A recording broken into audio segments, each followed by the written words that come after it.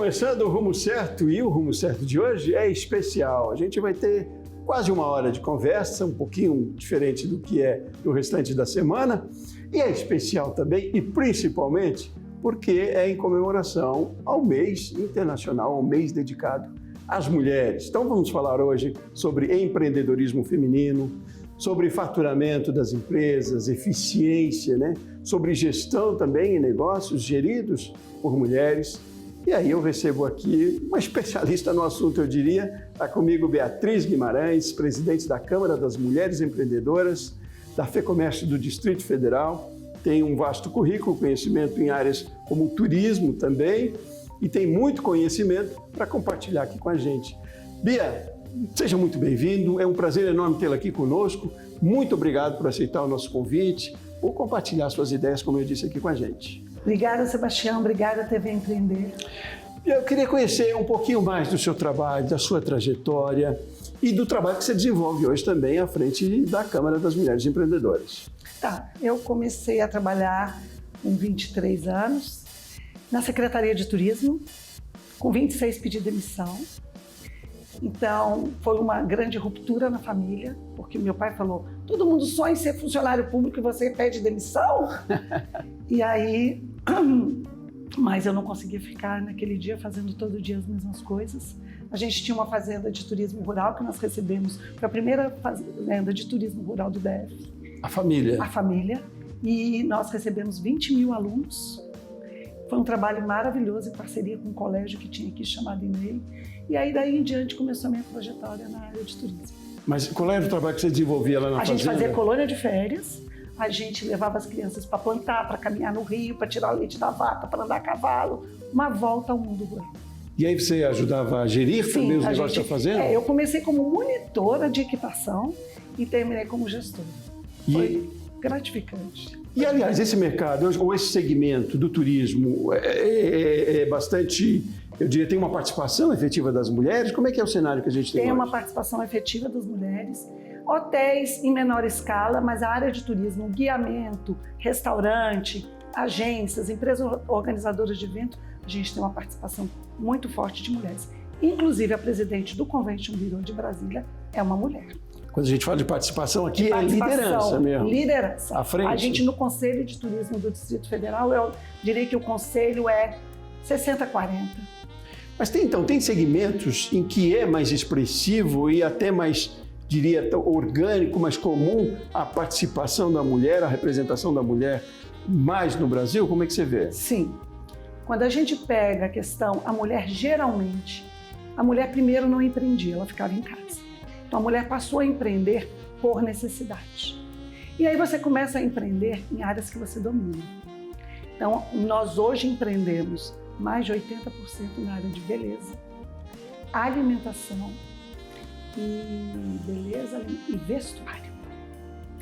E aí quando você chega na pandemia, você vê que foram áreas extremamente afetadas. Então o nosso desafio é levar a mulher para áreas de inovação, para áreas de exatas, para áreas de tecnologia.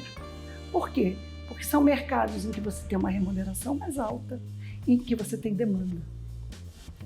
E as mulheres que estão nessas áreas, a gente ensina-las a inovar o seu negócio.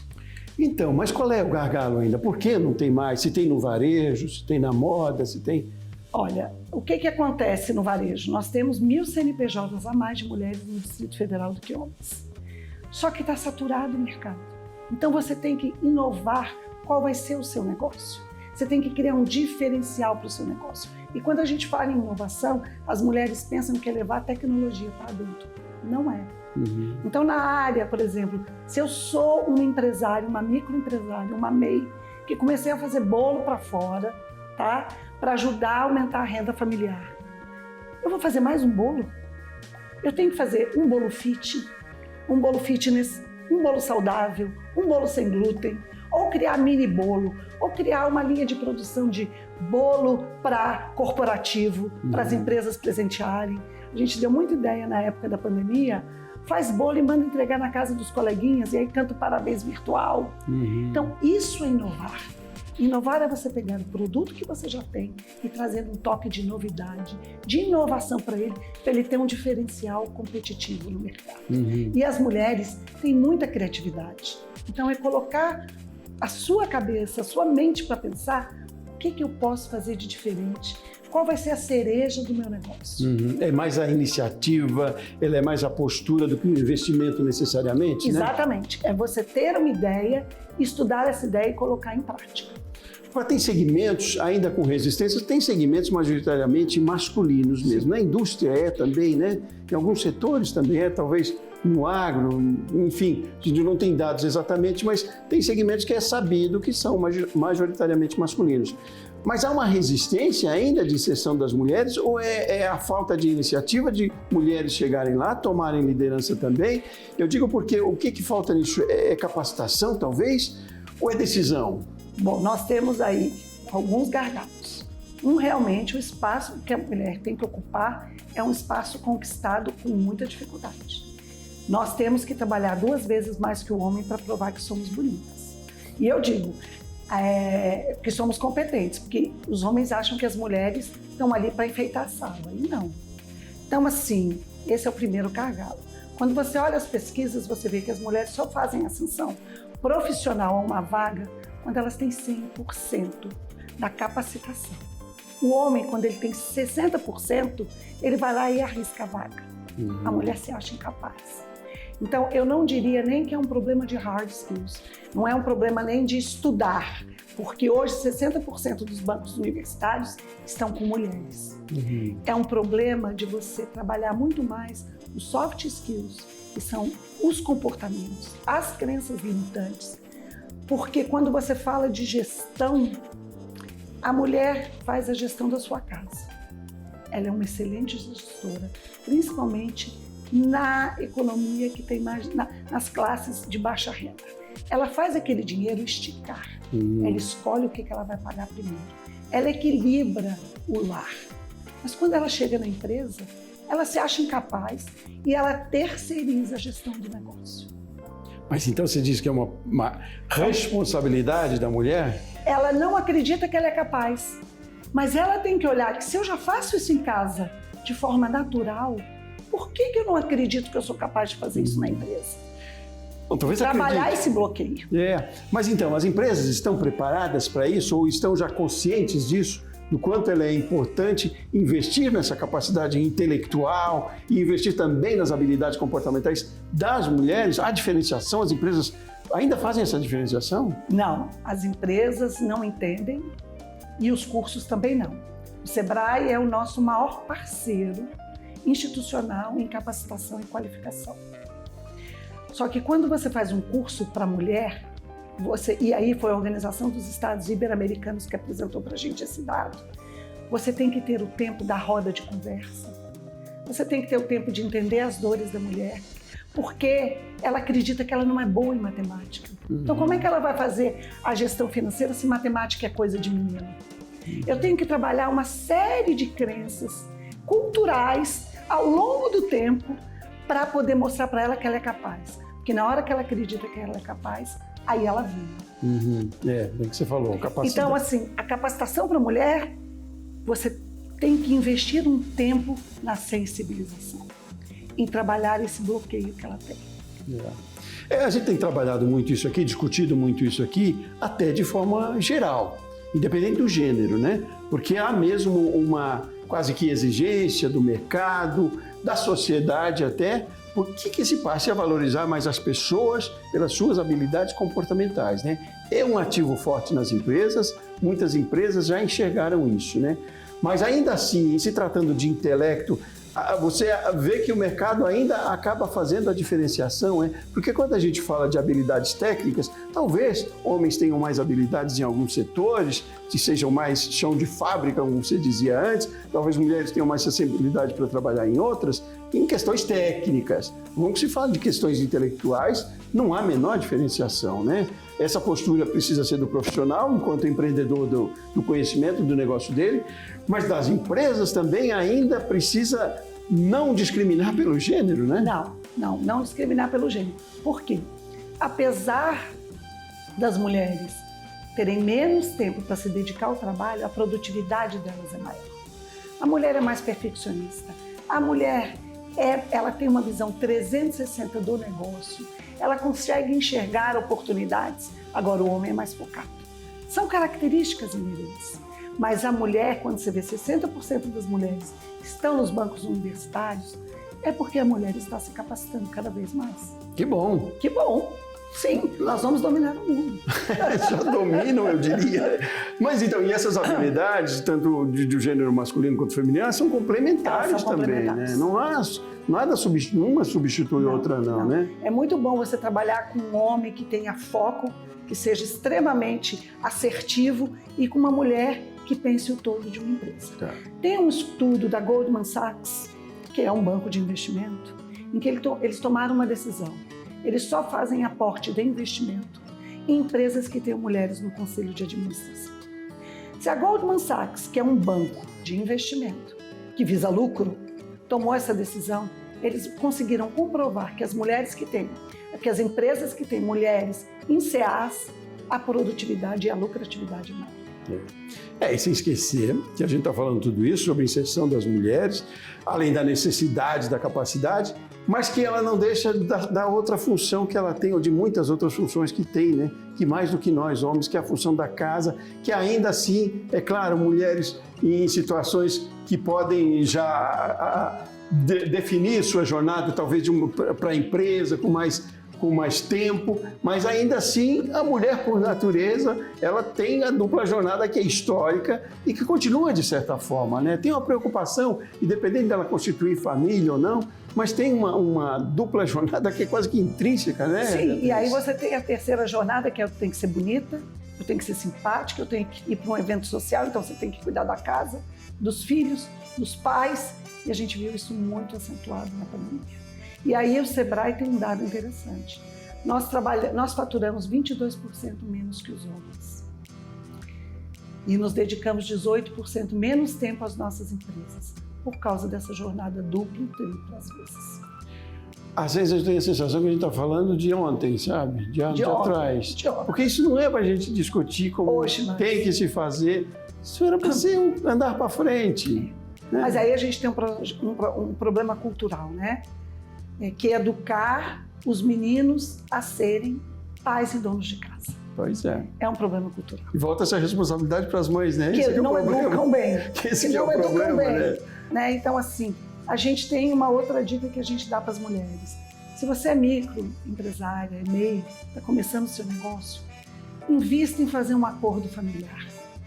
Mostre para os seus filhos, mostre para o seu esposo, para o seu companheiro, que você vai trazer dinheiro para casa. E que você trazendo dinheiro para casa, você vai melhorar a condição de vida da família. Uhum. E mostre para o seu filho o seguinte: essa tarefa que eu estou fazendo em casa me ocupa tanto do meu tempo, que significa 1 ou 2 bolos a mais. Se você me ajudar, eu vou conseguir produzir mais e vou trazer mais dinheiro. Então, assim, quando a família estabelece um ganha-ganha e o casal também, a mulher tem mais força para empreender. Então, façam os seus acordos, mostrem, chamem o companheiro, os filhos, e mostrem que vocês também têm fraquezas. Nós temos fraquezas. E peçam apoio, porque quando o esposo entende isso e os filhos, você tem, assim, uma força. De mãos dadas a gente chega mais longe. É equilíbrio. É justamente, às vezes também demonstrar a fragilidade é uma força, né? É uma forma forte, né? Mesmo dentro das empresas também é preciso se considerar essa dupla jornada, outras características, outras questões que até no tradicional eram preconceituosas, né? De empresas que têm a preocupação porque a mulher ou engravida ou porque a mulher tem seus dias de menstruação, por exemplo, e que aí vai estar afastada. Enfim, essas questões que não saem do nosso eixo, não? Saem do nosso eixo. E a outra dica que a gente tem que dar sobre gestão é, por favor, a gente não tem o hábito de anotar e de registrar quanto é o nosso custo. Então, se você está fazendo bolo, se você está fazendo coxinha, e essa coxinha está te custando R$1,20, e você está vendendo ela a R$1, você está ficando 20 centavos mais pobre a cada coxinha que você faz. Porque como você está trabalhando em casa, você não coloca o gás da cozinha. você não coloca a energia da sua casa e você não coloca a sua hora de trabalho. Então você tem a falsa ilusão de que você está tendo um faturamento e está tendo lucro, enquanto você está pagando para trabalhar. E a outra coisa, Sebastião, é separar o que é o dinheiro do negócio e o que é o negócio, o dinheiro da família. Se no começo você não tem condições de tirar um lucro, ou você não sabe o que é o lucro, estimula quanto vai ser a sua hora, mulher, de trabalho. Se remunera por aquilo, mas você teve lucro, começa a guardar uma parte para investimento, uma parte para você ter guardado como segurança, se queimar a batedeira, se você precisar de fazer algum conserto. Investimento é pensar para frente. E segurança é você guardar para você poder, se você tiver alguma surpresa ao longo do caminho. Ótimo. Você já entrou nessa questão da gestão, que é bem interessante, quero falar um pouquinho mais, essa questão quase que bem técnica mesmo, né? É metódica que tem que ser feita. E a gente nesse bloco acabou conceituando bastante, falando de cenário também. Eu quero fazer um começo, uma chamadinha aqui, também para que você me fale um pouco do trabalho que você desenvolve lá à frente da Câmara das Mulheres Empreendedoras na FEComércio DF. Ainda puxando para essa questão do cenário, o que a gente está fazendo hoje em termos de políticas públicas também, mesmo políticas privadas também, para que essa inserção seja maior das mulheres no cenário de trabalho, no mercado de trabalho, e também das mulheres enquanto empreendedoras mesmo, donas do seu próprio negócio, e se utilizando muito das técnicas de gestão e para um melhor faturamento. Qual é o trabalho que é desenvolvido hoje? Bom, o que a Câmara faz? Nós somos, né, da Federação do Comércio, nós temos 28 sindicatos patronais. E aí nós temos uma representante de cada sindicato. Então eu tenho uma representante do Sim Beleza e uma representante do Sim de Atacadista. Em matéria de faturamento, eu tenho quem fatura 10 a 50 mil reais, junto com quem fatura 100 milhões. Então, isso é o primeiro ganho da Câmara. Todas têm assento, todas falam e todas têm trocas. E aí, só voltando um pouco, quando você conversa, você vê que as dores são as mesmas. É impressionante. Independente da classe social, tem machismo sim, tem discriminação sim. Todas elas carregam, e o nosso seminário, dia 1º, foi sobre isso, como equalizar a culpa. Porque você não consegue levar tantos pratinhos na mão sem deixar um cair. Então, às vezes, você não pode ir na festa do filho porque você está falando com o cliente, fechando um contrato. Então, assim, isso é gratificante, porque quem já está lá na frente ajuda quem está começando. Claro. Então, a gente trabalha políticas institucionais, porque a gente não é governo. Então, como a FEComércio pode ajudar as empresárias? Então, uma das demandas foi a gente ter uma sede do Banco Regional de Brasília lá. Na época da pandemia, a gente conseguiu, crédito mais baixo para as mulheres. Nós somos o primeiro estado da federação a fazer uma lei estadual de empreendedorismo feminino, que toca justamente no acesso ao crédito, uma trilha de empreendedorismo feita em parceria do Sistema S com o governo, para esse olhar direcionado. Então, a gente trabalha essas vertentes e as dores. Então, por exemplo, o presidente do sindicato do Sim Beleza é um homem e a representante dele e ele disseram na pandemia que o que eles precisavam era de gestão de dívida. Ela não precisava de fazer curso já de gestão financeira, a coisa já estava tão grave porque os salões estavam fechados, que era gestão de empréstimo e gestão de dívida, que são coisas diferentes. Então, assim, cada setor tem as suas dores. E a nossa função é olhar quais são os dores da empresária e buscar soluções junto ao poder público e junto à iniciativa privada. Certo, ótimo. Não, na linha das soluções é o que a gente vai conversar no próximo bloco, então. A gente vai fazer um intervalo rapidinho, Beatriz. No próximo bloco a gente volta com essa conversa. Convido você de casa também, você aí da sua empresa, continue com a gente aqui no Rumo Certo, nessa edição especial de hoje, dedicado também ainda ao Mês Internacional das Mulheres. Está aqui comigo Beatriz Guimarães, que é presidente da Câmara das Mulheres Empreendedoras da FEComércio do Distrito Federal. A gente faz um intervalo rapidinho e volta já já.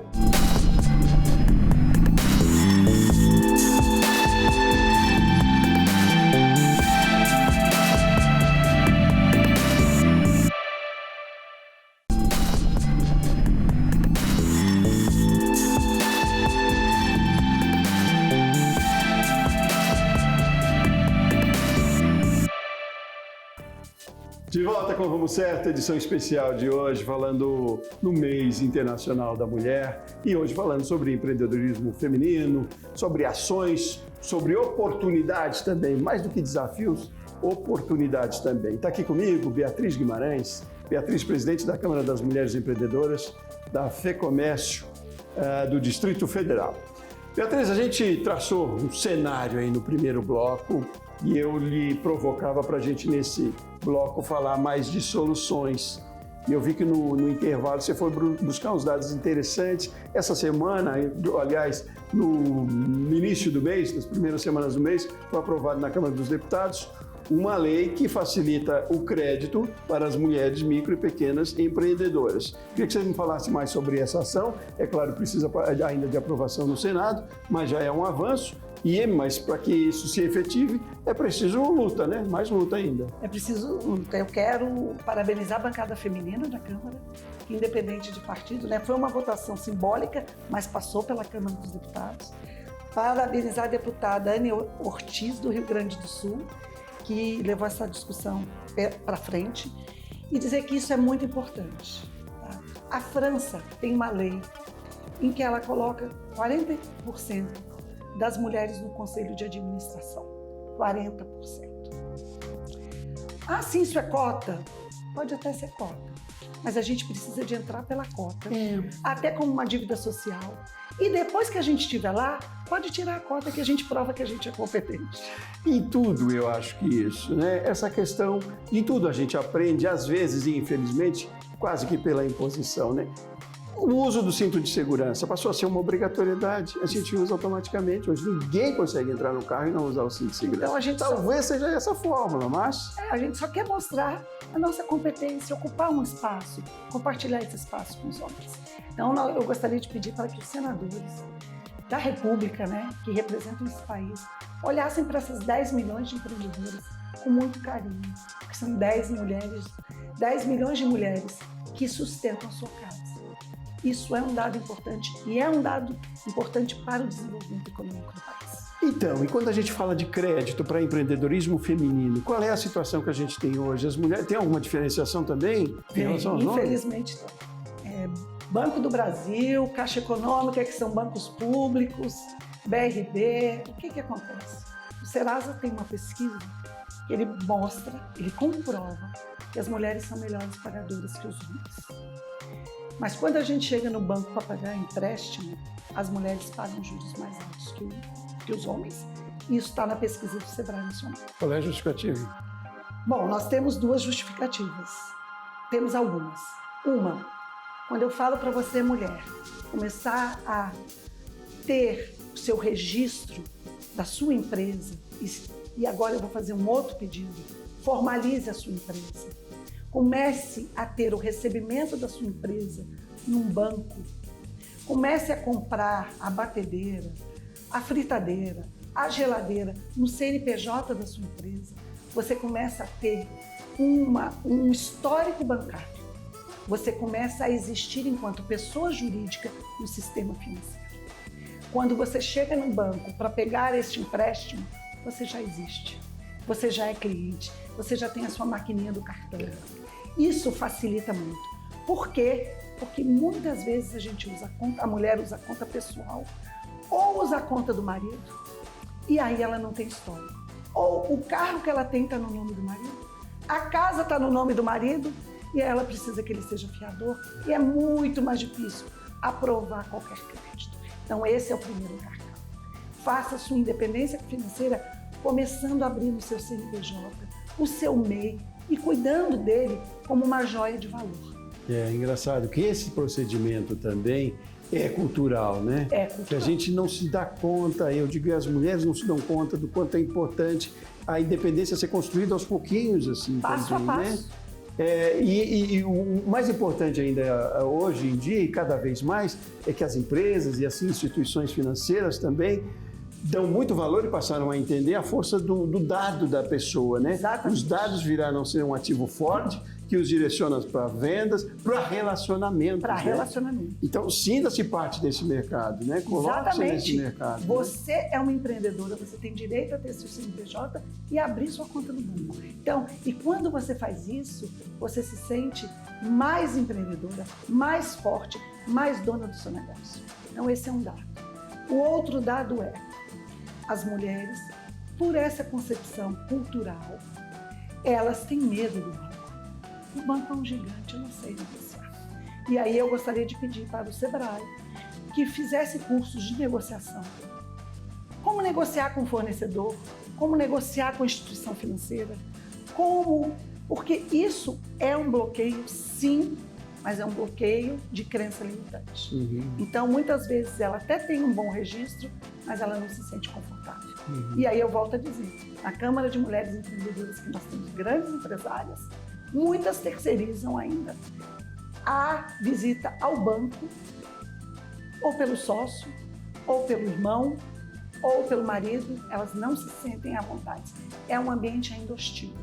E aí eu gostaria de pedir para a Caixa para que continuasse o projeto da gestão anterior da Daniela Marques, que é o Caixa para Elas.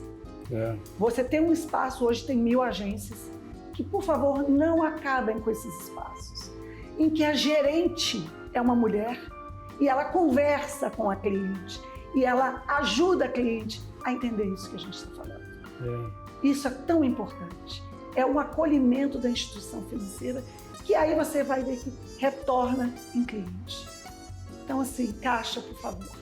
Esse é um problema. O outro problema é, se você tiver que pegar um empréstimo de 60 mil reais, você, Sebastião, enquanto pessoa jurídica, em quantas vezes você vai querer pegar esse empréstimo?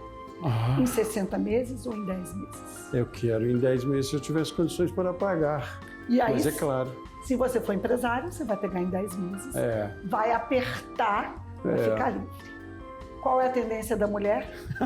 60 meses. Da onde vem isso? Conservação. A mulher tem um instinto de conservação. Se tudo der errado, eu consigo pagar. Mas de todo isso é negativo? Não, isso não é negativo, mas eu estou pagando juro sobre juro. Aí eu estou pagando um juro mais alto. Aí no final a conta fica maior. E aí... Porque 60 meses é juro sobre juro. Sim, Aí é questão de gestão, entendeu? né? Mas eu penso o seguinte, se acontecer algum problema, esse R$1.000, esses 60 mil em 60 meses, cabe no meu bolso. Por quê? Porque a gente tem esse sentimento de preservação. Então a gente tem medo de se arriscar. Não, mas agora eu te pergunto o seguinte, está havendo uma mudança, de certa forma? A gente vê mudança hoje nas relações de trabalho, no comportamento de consumo, muito motivada também por uma questão geracional, né?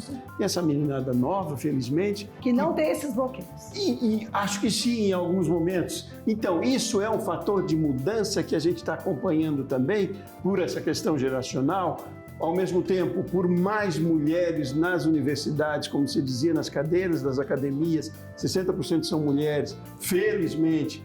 Então, a gente já trabalha com uma prospecção positiva, uma expectativa positiva, quero dizer, por conta deste fator também. Quer dizer, a gente vai ter que engolir essa mudança e pronto, e é assim que vai ser, não é? Felizmente. Felizmente. Você vê com esses olhos? Sim, a meninada que está vindo aí não tem mais essa coisa de vieses inconscientes, não tem mais esse negócio de que eu sou mulher.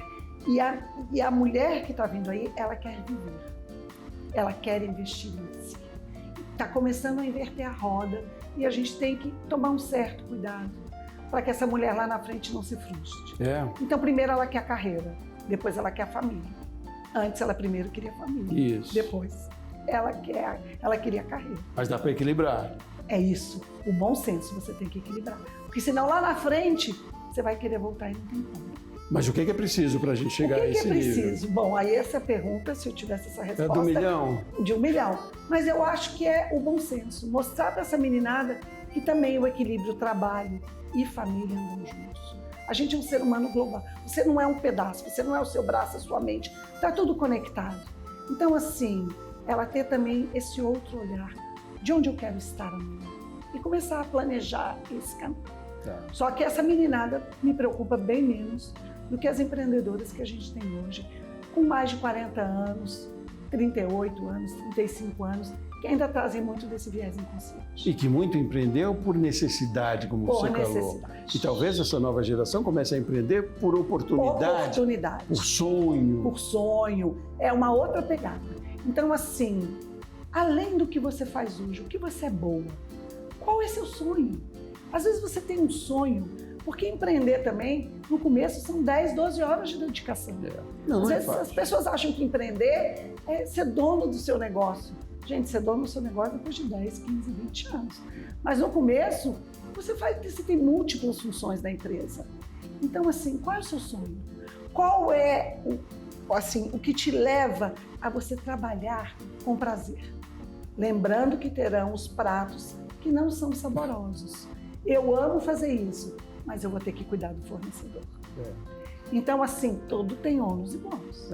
Agora, não trabalhar com essa culpa dos pratos que não dá para receber todos, para apoiar todos, já é um bom caminho, né? Não pode ter culpa também pelo que não dá para fazer, né? Não dá para ter culpa, né? Não podereis ter tudo, está escrito na Bíblia. A vida é feita de opções. Então, assim, e eu acho, assim, quando você tem um jogo aberto e diz para os filhos, eu estou sobrecarregando isso porque eu quero dar uma vida melhor para a gente, você ganha parceiros e aliados. Nós estávamos com uma grande empresária que antes de ontem falou no talk show, ela disse, eu nunca pensei que eu tivesse que contratar, quando ela estava começando a vida dela, uma empregada pelo telefone. Eu falei para ela, a chave de casa está embaixo do tapete, pode entrar em boa sorte. A outra, que é uma das maiores empresárias do DF, falou, eu fiz amizade com o porteiro da escola, porque às vezes eu chegava lá às 7h30 da noite. Então, assim, e nunca diga para uma mulher que tem sucesso, como você teve sorte. É a frase mais injusta que uma mulher pode falar. Não é sorte, é trabalho, é dedicação e é sonho realizado. Não é sorte, é competência. É competência, é dedicação.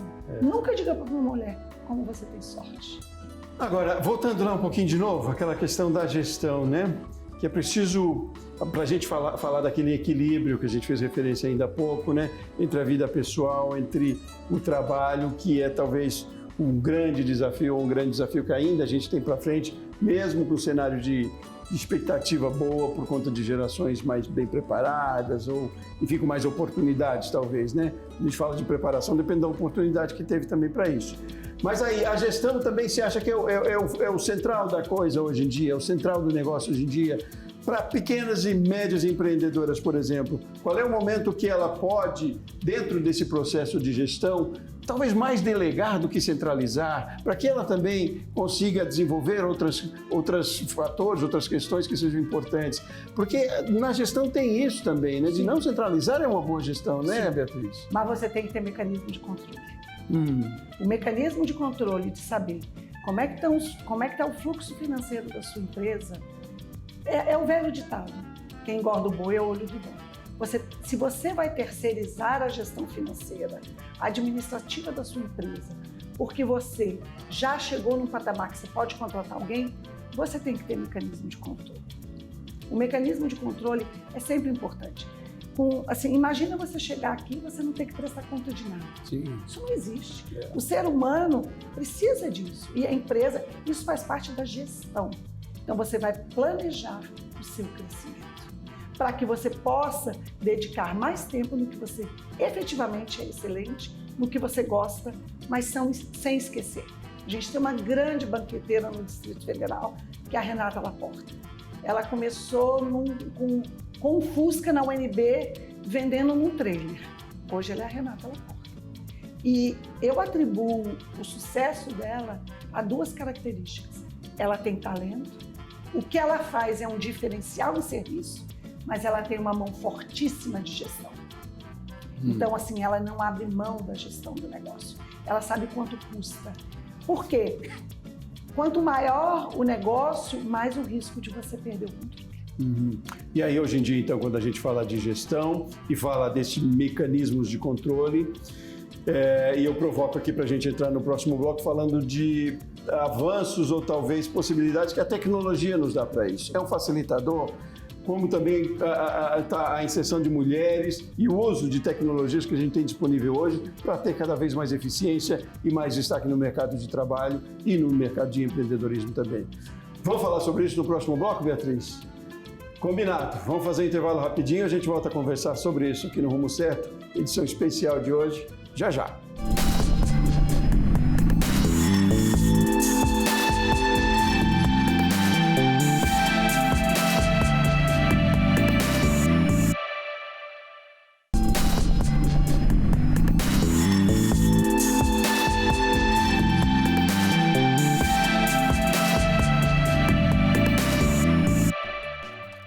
De volta com o Rumo Certo, a gente vai para o terceiro e último bloco dessa edição especial hoje, em comemoração ao Mês Internacional da Mulher. A gente está falando sobre empreendedorismo, sobre gestão nos negócios também, sobre faturamento, sobre inserção cada vez maior das mulheres no mercado de trabalho e também como empreendedoras. Está aqui comigo para essa conversa, você está acompanhando aí nos 2 blocos já, Beatriz Guimarães, presidente da Câmara das Mulheres Empreendedoras, da FEComércio aqui do Distrito Federal.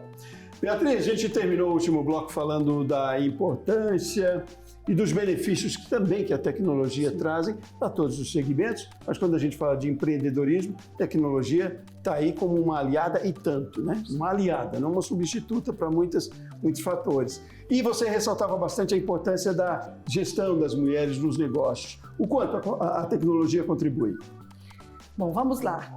Hoje a tecnologia é fundamental, né?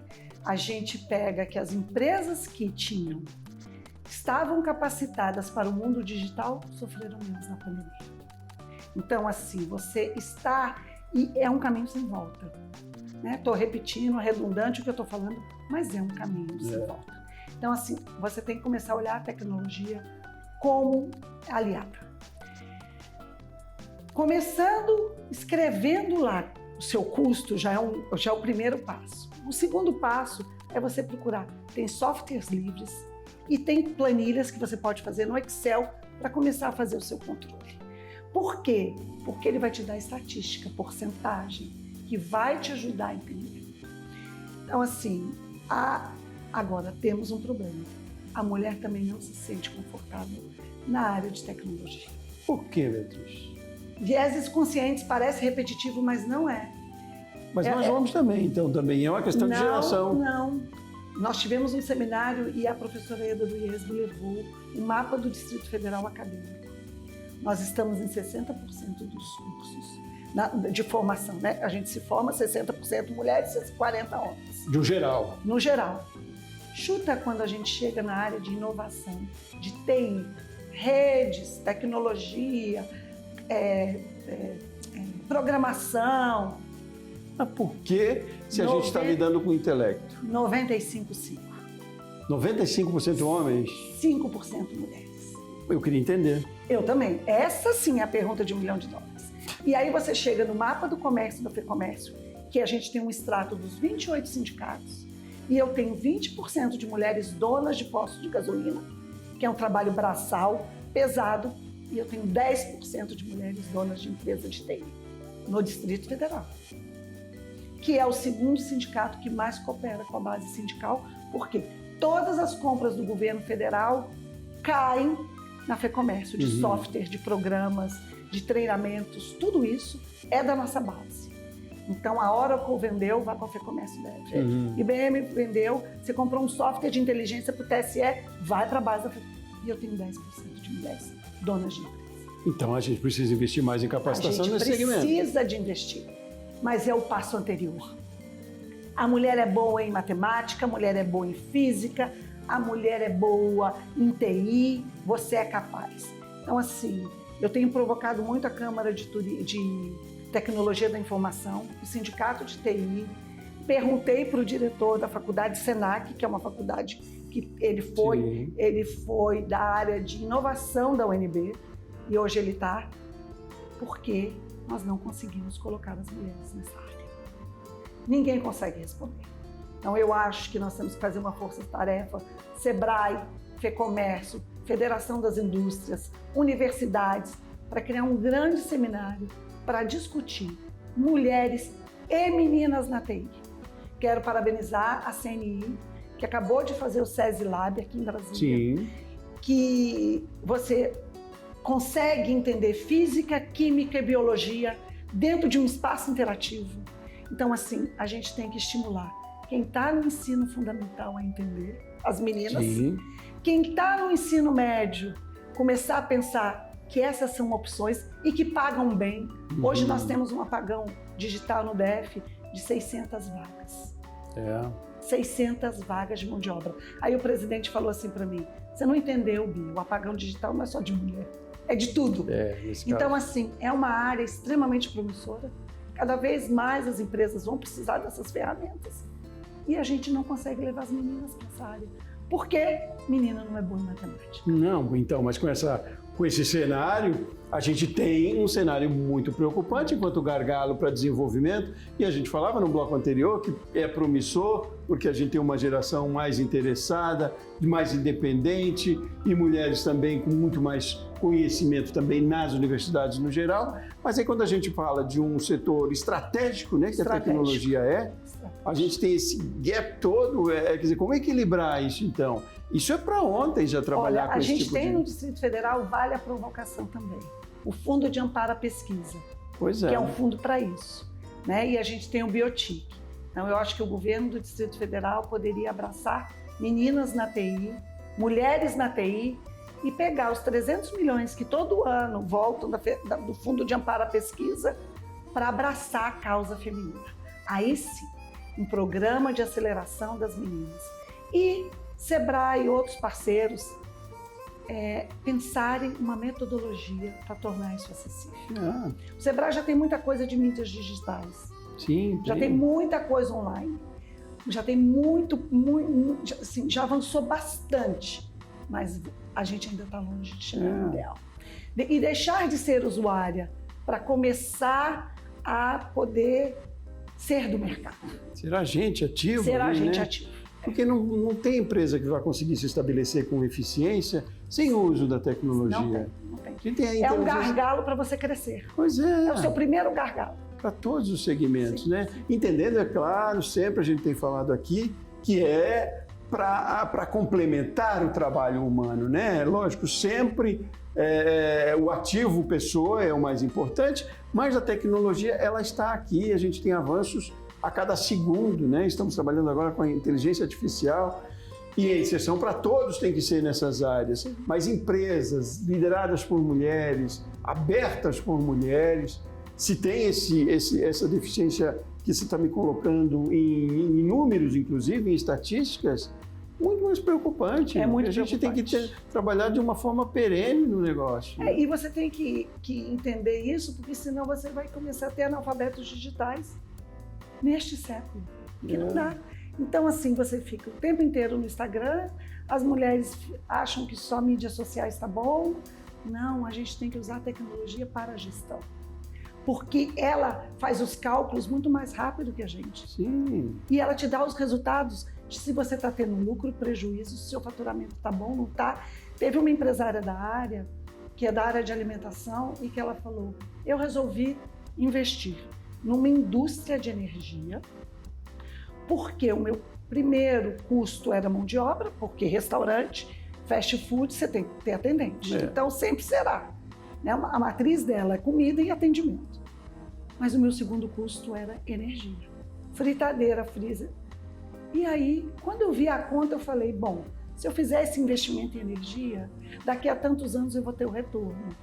E eu vou estar investindo em mim mesma. Sim. Então, quer dizer, quem te dá, numa empresa média ou grande, ou até pequena, quem te dá esse extrato? A tecnologia, que você põe os dados lá e sai o relatório. Claro, muito mais prático. E facilita os processos também, né? Os processos. E processos têm relação direta com gestão. Claro, não adianta você saber fazer o bolo se você não fizer o processo da receita do bolo. Porque o dia que a sua empresa crescer, você não vai mais estar fazendo bolo. Mas você não quer que o bolo perca a qualidade, então você precisa de investir em processos. É uma grande jornada, mas o Sebrae está aqui e ajuda muitas mulheres. Não, tem uma força grande. E mulheres à frente, como você também, né? Na presidência de uma Câmara, na FEComércio aqui do Distrito Federal, eu imagino Aliás, eu queria saber como é que é essa situação também em outros comércios país afora, e em outras representações também dessa forma, à frente de representações que tem discussão política, né? Que tem discussão efetiva sobre o trabalho diário da mulher, do empreendedorismo. Como é que é no restante do país?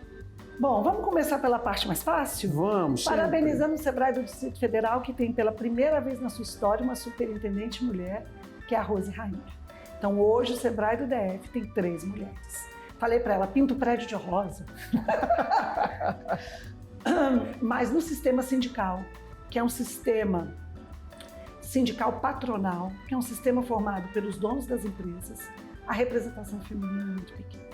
E se a gente está falando de equidade, de ocupar espaço, nós mulheres temos que começar a pensar nisso. Então, na Federação do Comércio, nós temos 28 sindicatos e 28 presidentes.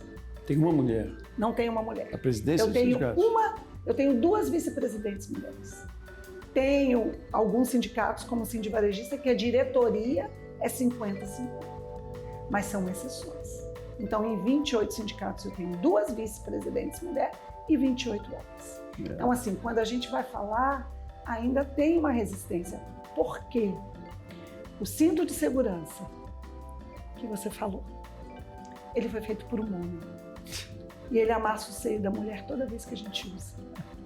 O homem é solidário à nossa causa, mas ele não sente as nossas dores. Não tem lugar de fala. Não tem. Então, se eu não sinto a dor, às vezes o que a gente fala soa muito estranho, porque ele nunca passou por isso. Então, aqui eu quero deixar uma reflexão para as mulheres. Ocupem os seus espaços, na sua cidade, no seu município, na sua região administrativa. A gente tem hoje um movimento muito grande, que é o movimento da CACB, da Confederação das Associações Comerciais do Brasil, que começou há 3 anos e meio, com a Ana Cláudia Bada Cotaide, que eu tenho que registrar e dar parabéns para essa mulher. O estado de São Paulo tinha 8 conselhos da mulher empresária. 8. 3 anos e meio depois, nós temos 300 conselhos. Então, você tem um presidente da associação comercial, e você tem e você tem a presidente do Conselho da Mulher Empresária e da Cultura. Eles estão em pé de igualdade. Isso sim é espaço de poder compartilhado.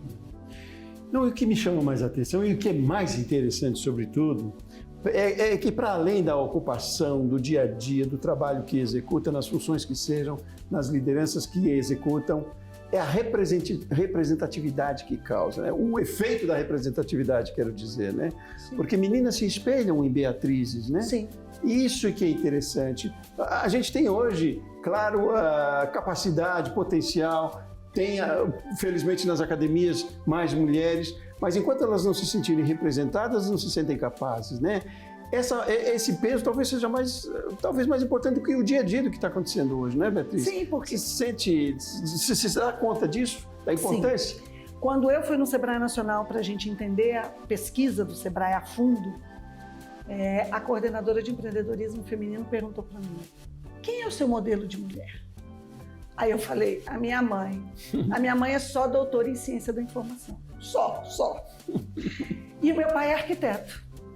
Então, meu pai nunca sentou na cabeceira. Aí ela falou, agora eu entendi. Porque você é uma mulher que se você tiver com um homem com 20, você vai falar o que você pensa. Porque a minha mãe sempre teve voz em casa. Meu pai sempre tratou ela de igual para igual. Então, assim, nós ocuparmos espaços na política, nas empresas e no espaço sindical é importante. Para que outras mulheres dizem, gente, ela chegou lá, eu também vou chegar. É impressionante como o espelho é importante para a mulher. É importante para nós, homens, também. A gente busca referência dentro das corporações, dentro das empresas, né? O nosso líder sempre tem que ser uma referência, a nossa líder que seja. Senão você perde o respeito e a motivação. Você não chega a lugar nenhum se você fica lá empatado, né? Então, assim, o desafio é... E aí, falando sobre comércio, né? Nós temos uma Câmara de Mulheres que é a mais antiga, que é do Paraná, que tem 16 anos. Então, ela tem 21 núcleos no interior. Liderado por mulher lá. Uma Câmara de mulheres empreendedoras. Ela é pioneira, ela tem 16 anos de existência, a nossa só tem 3 anos e meio, e ela tem 21 núcleos pelo estado. E o presidente da FEComércio Paraná é nada mais, nada menos que o vice-governador. Mas ele entendeu que a eleição dele passava pelas mulheres. Então a Câmara do Paraná é um modelo para a gente. Por quê? Porque elas têm voz. Elas conseguiram efetivamente ocupar o seu espaço. E o presidente Tadros criou ano passado o Conselho Nacional de Mulheres Empreendedoras na CMC. Hoje nós temos 5 FEComércios e estamos esperando que nos outros estados sejam abertos. A CNI eu não sei se tem, mas também tem um Conselho Nacional. E na indústria nós temos apenas uma mulher presidente de uma federação, que é do Espírito Santo. Nós não temos nenhuma mulher presidente de federação de comércio no Brasil inteiro. E na indústria nós só temos a presidente do Espírito Santo, que é dona de indústria gráfica, que foi eleita pelos seus pais. Que sirva de modelo, então, de exemplo. Que sirva de modelo. Eu acho que a gente tem que pegar ela pelo braço e levar ela para dar palestra no Brasil inteiro, para que as mulheres, daqui a 3 anos, que é quando tem eleição sindical, se tornem presidentes de sindicato e depois possam concorrer a presidente da FEComércio. Então, eu já falei isso para o meu presidente, ele levou um susto. Falei, na próxima eleição nós vamos ter 10 mulheres presidentes de sindicato. São 28. 10 vão para um lado e 10 vão para o outro. Se eu tiver 8, a gente decide a eleição. Beatriz, vamos afunilando aqui para o final da nossa conversa, muito boa, mas eu queria sintetizar com você esse nosso bate-papo todo. Falamos muito de cenário, meio preocupante, mas tentando ver sempre o copo meio cheio também, né? Mais de oportunidades do que desafios, eu diria, para que a gente não fique chorando também problemas e que a gente veja sempre soluções, né? Mas eu queria sintetizar com você sobre isso, enfim, a nossa conversa aqui, trazendo tudo isso um pouco, mas com esse foco, né, no quanto a mulher pode fazer uma boa gestão, e gestão da vida, gestão do negócio, e o quanto isso pode ter resultado. Conclua para mim essa nossa conversa, sintetize, mas como que um recado mesmo para as mulheres, principalmente empreendedoras. O seu negócio, o que você gosta de fazer, é o seu coração. E a gestão é o seu pulmão. Sem ar a gente não sobrevive. Então eles têm que andar juntos. Se você diminuir a sua resistência pessoal na gestão financeira da sua empresa, na gestão administrativa, você vai ver que é mais leve do que você imagina. E aí você lembra, o meu coração é o que eu amo fazer, mas eu preciso do meu pulmão para sobreviver. E aí a gente vai em frente e faça os seus acordos familiares, busque se capacitar e quando o medo vier, lembre, todas temos medo, mas todas somos capazes de superar esse medo. Mesmo com medo, faça. Mesmo com medo, faça. Porque aí você vai ver que aquele fantasma é menor. E aí vai vir outro medo, você vai lembrar do anterior e vai ter força para superar. Um prazer falar para vocês, mulheres. Beatriz, muito obrigada, Sebastião. Obrigadíssimo a você, um prazer ter conversado com você aqui. Obrigado por essa tua simpatia, né? Por essa tua alegria também, energia que você tem e defesa que você faz do trabalho feminino, principalmente aí enquanto empreendedoras. Muitíssimo obrigado pela sua participação aqui no canal Empreender. Volte sempre, é claro. Você foi fundamental para a nossa conversa hoje, para o nosso programa hoje. Muito obrigada. Obrigada, Sebastião. Obrigada, mulheres. Que Deus nos abençoe nessa caminhada. Obrigada. Muito bem, muito obrigado a você de casa que acompanhou com a gente essa edição especial do Rumo Certo. Eu volto no próximo programa. Forte abraço e até mais.